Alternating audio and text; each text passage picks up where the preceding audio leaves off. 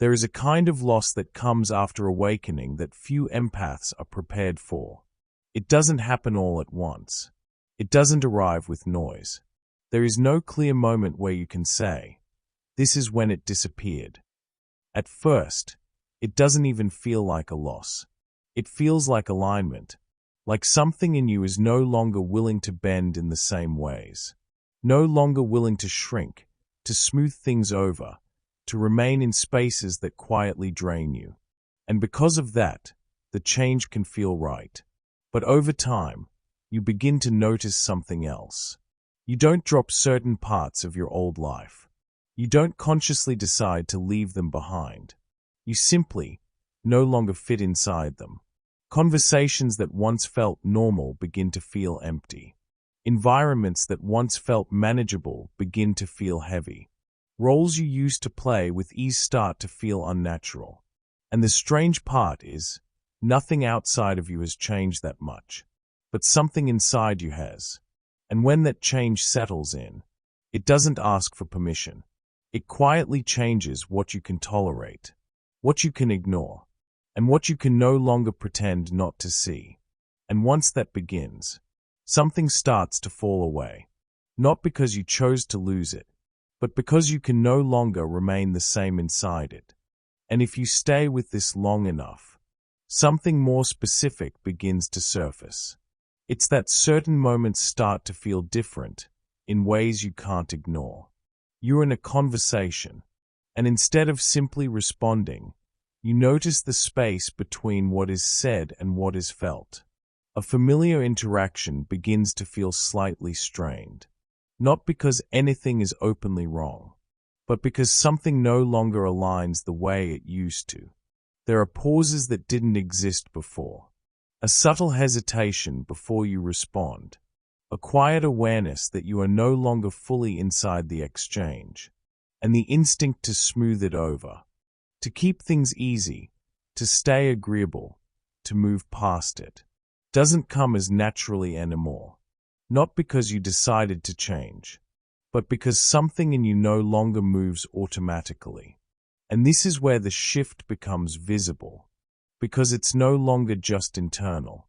It begins to affect how you show up with people, how long you stay in certain conversations, what you are willing to engage with.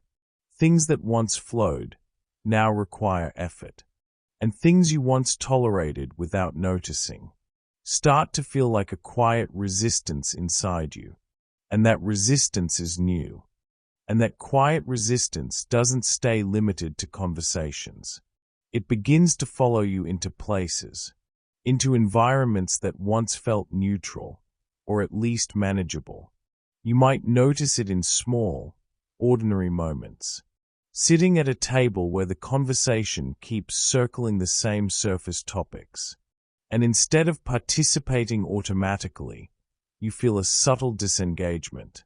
Scrolling through your phone, reading messages that once felt easy to respond to. And now something in you hesitates, as if the energy behind the interaction no longer matches you. Being invited into spaces you used to say yes to without thinking. And feeling, almost immediately, that quiet pull to step back. Everything looks exactly the same on the outside. The same invitations, the same people, the same environments. But your experience inside them has shifted, and it becomes harder to override that experience. A crowded place doesn't just feel loud. It feels intrusive. A long conversation doesn't just feel tiring. It feels misaligned. Even moments that used to be neutral begin to carry a kind of weight, and you start to notice something else. The effort it takes to remain engaged, to stay present in a way that feels natural to others, begins to increase. What once flowed now requires adjustment. What once felt effortless now asks for energy. And slowly, almost without realizing it, you begin to withdraw in subtle ways. You leave earlier. You speak less. You observe more than you participate. You are not trying to disconnect, but something in you is no longer able to fully adapt the way it used to. And this is where a deeper layer of the shift begins to reveal itself. Because what is changing is not only your sensitivity, it is your relationship with the role you once played. Carl Jung described this through what he called the persona, the version of you that learns how to move through the world, how to be understood, accepted, and integrated into social life. It is the part of you that knows how to say the right things, respond in the expected way, stay aligned with the rhythm of the environment. And for a long time, that part works. It allows you to belong, to connect, to function. But after a certain level of awareness, something begins to shift. That adaptation no longer feels as natural. The gap between what you feel and what the situation seems to require becomes more visible, and the ability to automatically step into that role begins to fade. And when that shift deepens, something even more subtle begins to happen. It's no longer just about noticing what feels off. It's about what you can no longer do. There are moments where you sense exactly what is expected of you. The familiar response, the appropriate tone, the version of yourself that would keep everything smooth. And yet, you don't step into it. Not fully. Something holds back. You might still say the words, still remain present, still move through the interaction. But the automatic alignment isn't there anymore. There is a gap, a quiet awareness that what you are expressing and what you are actually experiencing are no longer the same. And that gap is difficult to ignore once you feel it. In the past, you could move through it without friction. You could adjust your tone, soften your reactions, remain consistent with what the moment required. Now, even small adjustments begin to feel like a form of disconnection from yourself. Not dramatic, not visible from the outside, but internally, unmistakable. And because of that, something begins to change in how you make decisions. You hesitate before agreeing, and you begin to notice how often this shows up in small, almost unnoticed decisions. Someone asks for your time, and instead of answering immediately, there is a pause. Not out of doubt, but out of awareness. You sense what that interaction might require from you, how much presence it will ask, how much of yourself you will need to adjust in order to stay within it. Even simple plans begin to feel different. A casual invitation, a conversation that extends longer than expected, an environment you once moved through without thinking. Now, each of these carries a kind of weight. Not a heavy burden, but a quiet knowing. You are aware of what it will cost you to remain fully engaged. And because of that, your decisions begin to change. Not dramatically, but with a growing precision. You say no more often, even when it would be easier to say yes. You choose space, even when connection is available. You step back, not out of avoidance, but out of alignment. And over time, these small decisions begin to reshape your life in ways that are difficult to see from the outside, but deeply felt within. You question things you would have accepted without thought. You feel the weight of choices that once felt neutral. Even something as simple as saying yes starts to carry a different kind of awareness. Because now, it is not just about the situation. It is about whether you can remain fully present in it, without splitting yourself. And more often than before, the answer is no. So you begin to adjust. Not in loud or obvious ways, but in quiet, consistent shifts. You take longer to respond. You create more space between interactions. You become more deliberate with your time, your energy, your presence. And from the outside, this can look like distance, like withdrawal, like disinterest, like change without explanation. But internally, it feels different. It feels like you are no longer able to override what you are sensing, just to maintain continuity with who you used to be. And this is where the loss becomes more real. Because what is disappearing is not only a behavior, it is a kind of internal flexibility you once had. The ability to move between what you feel and what is required without noticing the difference, to adjust without friction, to participate without questioning, to remain consistent in spaces that no longer fully match you. That flexibility begins to fade, and with it, something else begins to emerge, a more defined boundary, not one you consciously built, but one that forms naturally as you become less willing to cross yourself in subtle ways. And once that boundary takes shape, you don't move through the world the same way anymore. You notice it in moments that should feel familiar, but don't. Sitting with someone you've known for years, and sensing a distance that wasn't there before. The words are the same. The rhythm of the conversation hasn't changed. But something doesn't land the way it used to.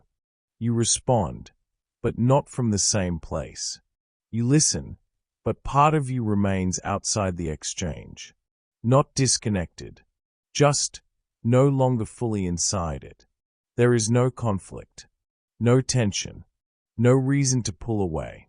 And yet, something in you doesn't fully meet the moment. You begin to notice how often this happens. How many interactions feel complete on the surface, but leave something unresolved underneath. A kind of silence that follows certain conversations. A feeling that something meaningful was missing, even when everything seemed fine. And over time, you stop trying to force it. You stop pushing yourself to feel what isn't there. You stop filling the space just to maintain a sense of connection. Not because you don't care, but because something in you has become more precise about what connection actually is. And without that, presence alone is no longer enough. That's when you begin to understand the nature of this distance. It isn't created by others, and it isn't something you chose. It comes from the fact that you are no longer relating from the same place you once did. And once that shift settles in, you don't return to that previous way of connecting. At a certain point, it becomes clear that what has changed is not just how you relate to others, or how you move through certain environments. It is something more fundamental than that. Because what is slowly disappearing is not a specific behavior, or a particular way of interacting. It is a layer of your experience that once allowed you to remain inside things that were not fully aligned, without feeling it. Before, there was a kind of internal buffer, a space between what you sensed and what you allowed yourself to fully register. That space made many things possible. It allowed you to stay longer than you should have, to overlook what didn't quite feel right, to participate in dynamics that were incomplete, without being affected by them in a lasting way. It softened the edges of your perception. It made certain inconsistencies easier to carry. It gave you the ability to move through life without constantly confronting what was beneath the surface. And without that buffer, everything becomes more direct, more immediate, and undeniably real. You don't just notice what feels off. You don't just recognize disconnection. You experience it in your body, in your energy, in your attention. And because of that, there is no longer a distance between awareness and impact. What you see reaches you. What you sense affects you. What you perceive stays with you. And this is what has been lost. Not your ability to connect. Not your capacity to care. Not your openness to others. But your ability to remain untouched by what doesn't truly meet you. That quiet separation that once allowed you to stay in certain spaces without fully feeling them is no longer there. And once it is gone, it does not return. Because it was never something you consciously controlled. It was part of a more limited awareness. A way of moving through life without fully seeing, without fully registering, without fully integrating what was present. But now, that layer is no longer available to you, and that changes everything.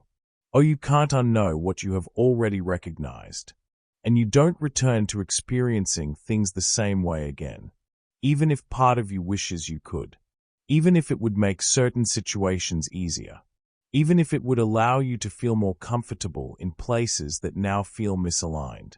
That version of you is no longer accessible, not because it was taken from you, but because you have moved beyond it.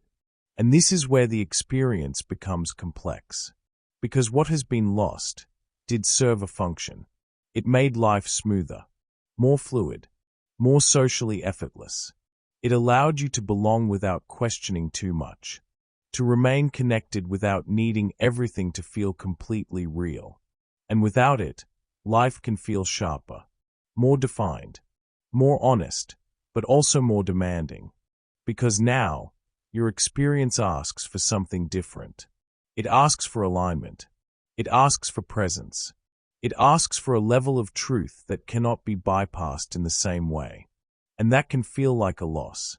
Not because something essential is missing, but because something that once made things easier is no longer available. And there is no way to return to it. And yet, even as this loss becomes clearer, something else begins to emerge alongside it. Not immediately, and not in a way that feels obvious at first, but in the spaces where you once felt the need to adjust. There is now a different kind of stillness. You are no longer moving as quickly to fill the gaps, no longer rushing to respond in ways that keep everything flowing. There is more pause, more awareness between what is said and what is true for you. And in that pause, something begins to reorganize itself. You start to notice that you are no longer reacting in the same way. Things that once pulled you in automatically now pass through you differently. You observe more before you engage. You feel more before you respond. You allow moments to exist without immediately shaping them into something comfortable. And while this can feel unfamiliar, it also carries a certain clarity. Because without that old buffer, your experience becomes more direct, but also more honest. You are no longer navigating based on what is expected. You are responding based on what is actually there. And over time, this creates a different kind of relationship with yourself. One that is less fragmented, less dependent on adjusting to maintain external harmony, more rooted in a quiet internal coherence. You begin to trust your perception more, not because you are certain of everything, but because you are no longer overriding what you feel. And that changes the way you move through your own life. There is less urgency to explain yourself, less need to justify your boundaries, less impulse to remain in spaces that require you to disconnect from your own experience, not out of resistance, but because something in you has become more consistent, more aligned with itself. And while this can create distance in some areas of your life, it also creates depth in others. The connections that remain, or that begin to form from this place, feel different, less forced, less performative, less dependent on maintaining an image or a role. They don't require you to split your awareness. They don't ask you to ignore what you feel in order to stay connected. And because of that, they may be fewer, but they carry a different kind of presence, a different kind of honesty, a different kind of quiet recognition. And this is where the meaning of that loss begins to shift. Because what disappeared was not your ability to belong, but your ability to belong in ways that required you to leave yourself behind. And once you see it that way, the experience changes. The discomfort is still there, at times. The distance is still real, in certain moments. But underneath it, there is something else. A sense that what has changed is not a mistake, not something that went wrong, but something that has moved you closer to a more integrated way of being. Even if that integration comes with its own challenges, even if it asks you to release familiar ways of connecting, even if it leaves you, at times, standing in spaces that feel quieter than before. Because in that quiet, you are no longer divided. You are no longer adjusting yourself in ways you don't fully see. You are no longer moving through life without being present to what it actually is. And that kind of presence, once it becomes part of you, does not disappear. And this is why it doesn't come back. Not because something was taken from you, but because something in you has changed in a way that doesn't reverse. You don't return to the same kind of unawareness. You don't go back to moving through things without feeling them. You don't regain that distance that once made everything easier to carry. Because you are no longer the same inside those experiences. And even if part of you misses that ease, misses the simplicity, misses the effortlessly of belonging without questioning, there are moments where that absence becomes noticeable. Moments where you see how easily others move through situations that now require something different from you. Moments where you recognize how much lighter things once felt, before you were aware of what was underneath them. And in those moments, it can be tempting to wish for that version of yourself again. The one who could stay without noticing, who could adapt without friction, who could remain connected without questioning what was being felt beneath the surface. But that version of you depended on not seeing certain things fully. And once those things become clear, they don't return to being invisible. Because awareness doesn't simply add to your experience. It reorganizes it. It changes what feels natural. It changes what feels possible. It changes what you are able to remain inside without resistance. And slowly, you begin to understand that what has changed is not something you lost control over. It is something you have moved through. Something that reshaped the way you meet the world, and the way you remain present inside it. And what replaces it is not always comfortable. It asks more of you. More awareness. More honesty. More alignment, but it also gives you something in return, a way of existing that is no longer divided, a way of relating that is no longer built on quiet compromises, a way of moving through life that is more consistent with who you are becoming. And if you recognize yourself in this, if you felt that distance, that shift, that quiet sense that something has changed and isn't going back, then you may be moving through a stage that most people never fully understand. A stage where awareness deepens, where the old ways of relating begin to fall away, and where something more essential starts to take shape. There is another layer to this process, one that goes even further into what happens after this shift settles. And if you want to understand that next step, you can continue here.